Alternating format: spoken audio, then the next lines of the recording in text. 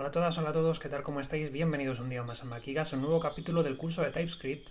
Hoy, otra vez con cámara, he vuelto porque vengo a daros la nota.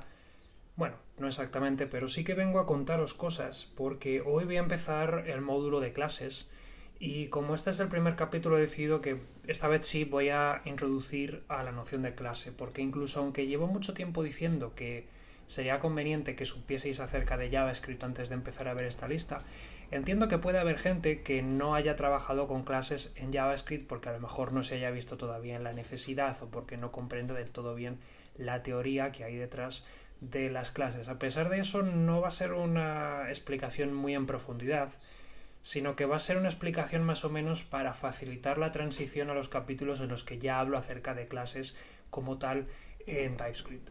Si queréis profundizar más, existe muchísima bibliografía al respecto que os habla acerca del paradigma de programación orientada a objetos, que es el que utilizan en esencia las clases. De modo que hoy lo que voy a hacer sobre todo es centrarme precisamente pues eso, en una breve reseña acerca de cómo funciona el sistema de clases en general y qué es una clase y todo eso.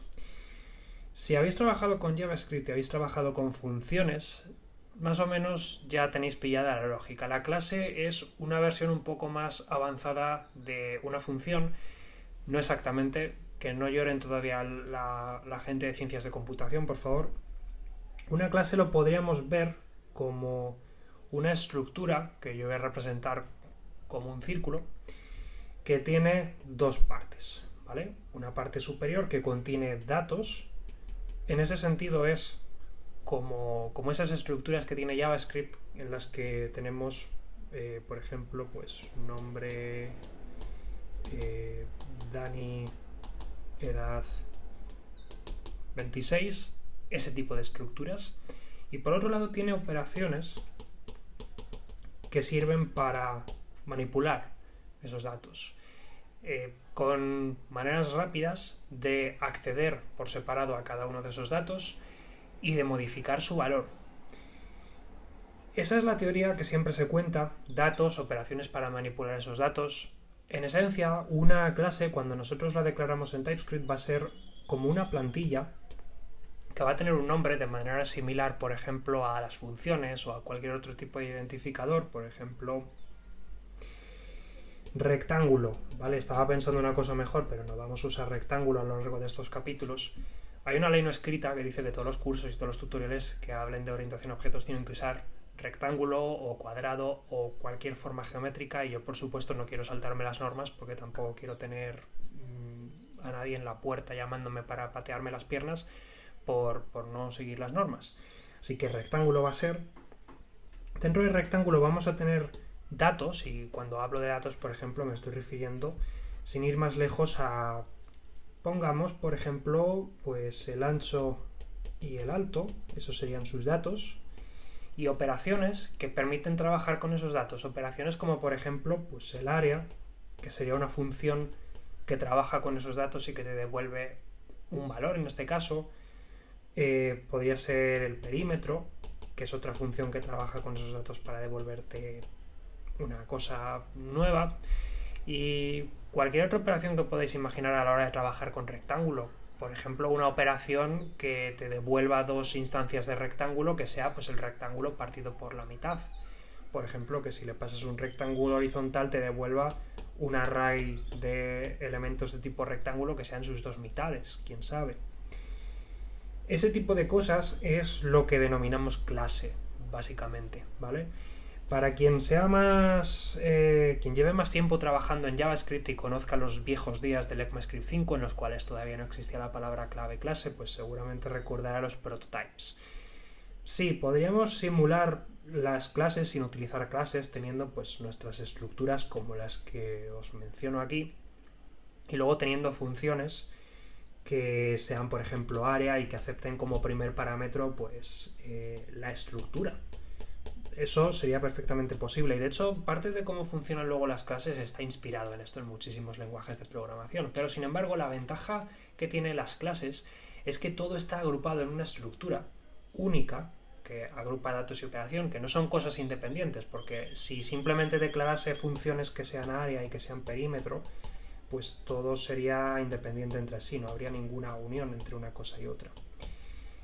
La ventaja también de usar clases frente a hacer esta cosa es que luego las clases tienen un sistema que tampoco hace falta que me meta realmente en este momento, a pesar de que me meteré dentro de muy poco, que es el de la herencia, que permite fabricar completas jerarquías de clases.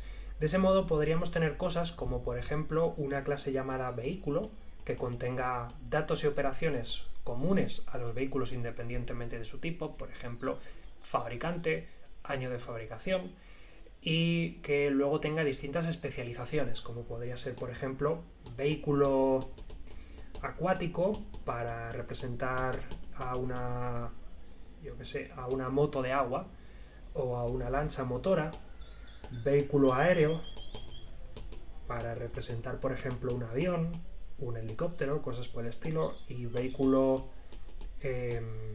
terrestre para representar pues un tanque, una moto, un quad, un coche, en definitiva.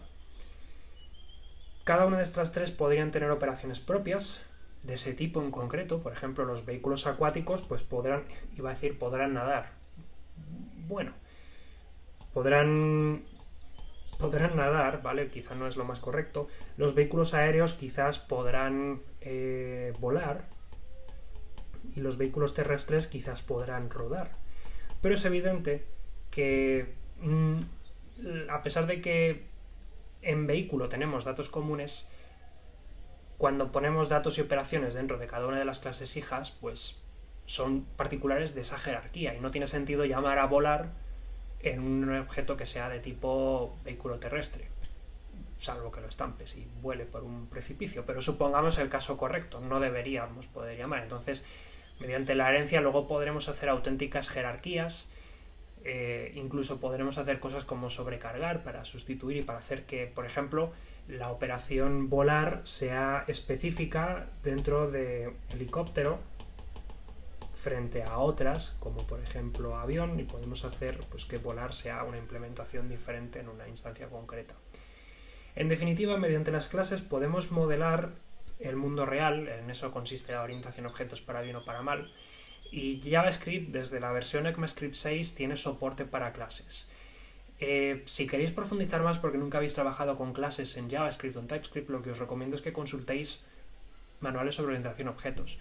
A ese sentido, por ejemplo, las secciones de teoría, sobre todo de tutoriales como los tutoriales de Java o los tutoriales de C++, la verdad es que lo explican bastante bien. No todas las cosas que se explican aplican a JavaScript porque JavaScript no tiene soporte para todas esas cosas. Por ejemplo, interfaces e implementaciones de Java, pues como tal no existen en JavaScript, a pesar de que TypeScript tiene un concepto parecido, pero como tal no están en JavaScript. O ese tipo de cosas, de modo que si queréis profundizar más, pues yo ahí os lo dejo. Por el momento yo lo voy a dejar por aquí, y en el siguiente capítulo sí, vamos a empezar a trabajar con JavaScript y con TypeScript sobre todo, para hablar acerca de clases y cómo las podemos diseñar tanto en JavaScript como en TypeScript. Lo vamos a dejar por aquí, un saludo y hasta el próximo vídeo.